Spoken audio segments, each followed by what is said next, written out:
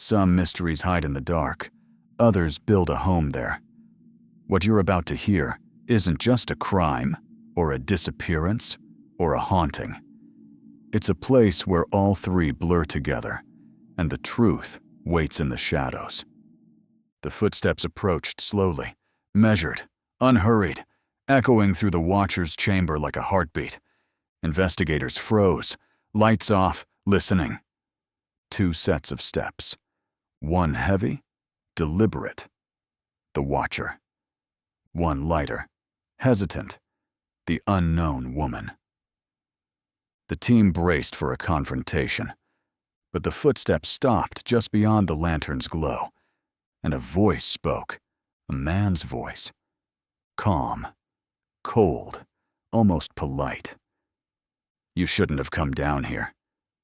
The watcher stepped into the edge of the light, tall, hooded, face obscured by shadow, but his posture was relaxed, as if he had been expecting them.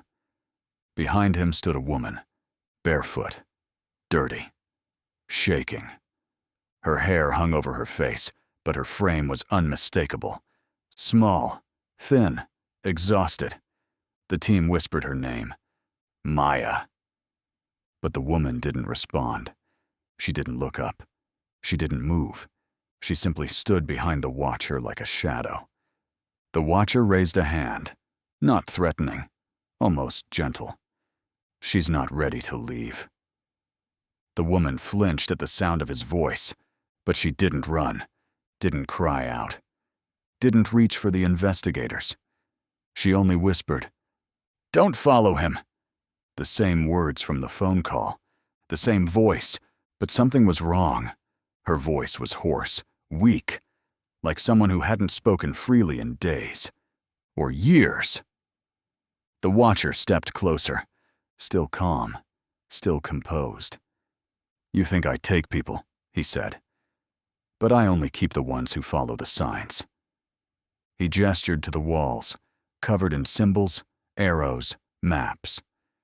Most walk past them, most never see them. But she did. He pointed to Maya. And so did the other one. The other one? Lena. The watcher tossed something onto the ground. A journal. Old. Water damaged. Pages torn. The first page was dated 2003. The handwriting belonged to Lena Hartwell. The entries described strange noises underground, a man who watched from the tunnels, a pattern of symbols she believed were warnings, and a growing belief that someone was guiding her. But the final entry was the most disturbing. "He says I'm the first one who listened. He says I'm not trapped. He says I'm chosen." One of the investigators stepped forward, shining a light on the woman behind the watcher. She lifted her head, and the team froze.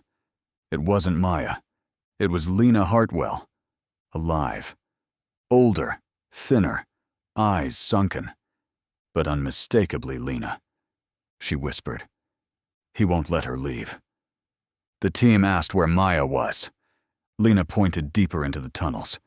She followed the signs. "She's below us."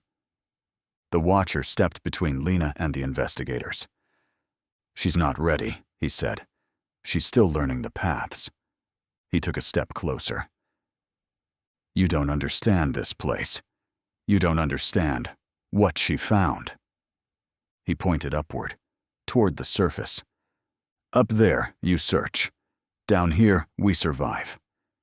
Then he said something that chilled the entire team.